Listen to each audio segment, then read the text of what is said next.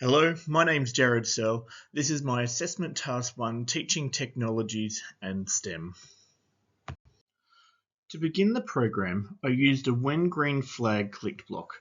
At the start of the program, I also included a sound block that plays underwater background audio. Next, I used motion blocks, such as point in the direction and glide something seconds to spot. This allowed the diver character to move around the scene and interact with different sea characters. The glide block creates smooth and more realistic movement. To add dialogue and storytelling, I used the say something for something seconds block.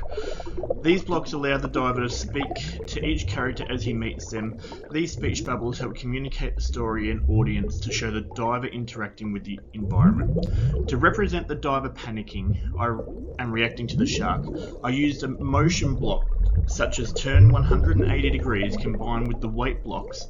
These blocks created quick back and forth turning motion, making the character appear startled or uncertain on which direction to go. Finally, the diver escapes using the glide X and Y coordinate motion blocks to move the diver quickly away from the shark. I'm now going to take the time to complete a SWOT analysis on using Scratch within the classroom.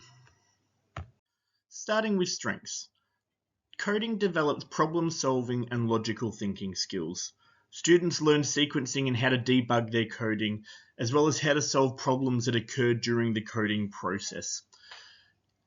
Coding is highly engaging and creative. Students have a freedom to design their own games, animations, and interactive stories. It's accessible for beginners such as younger primary.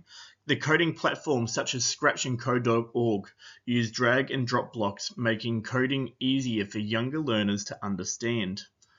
It also supports cross-curricular learning. Coding projects can integrate mathematics, literacy, and design technologies. Moving on to weakness. There are a few weaknesses that I thought of during this SWOT analysis, and the first one being the teacher confidence and training. Some teachers just may not feel comfortable or are unsure about teaching coding concepts and may require more professional development. Time constraints. Coding lessons can require some significant setup and troubleshooting during activities. Technology access. Coding relies on reliable devices and internet access for all students, which some schools may not have access to. Differing student abilities. Some students may grasp coding concepts quickly, while others require additional scaffolding and support during this process. Opportunities. Promotes creative and student agency. Students can design their own interactive games, animations, and projects. It supports differentiation. Students can progress at their own pace and attempt increasingly complex coding challenges. It builds collaboration and communication skills. Students can work together through paired programming and by sharing their projects. It also integrates with other learning areas. Coding activities can connect with maths, patterns and coordinates, English, interactive and storytelling, and science simulations. The threats I can see could be technical issues. Device malfunctions, login problems, or internet disruptions can be interrupting their learning.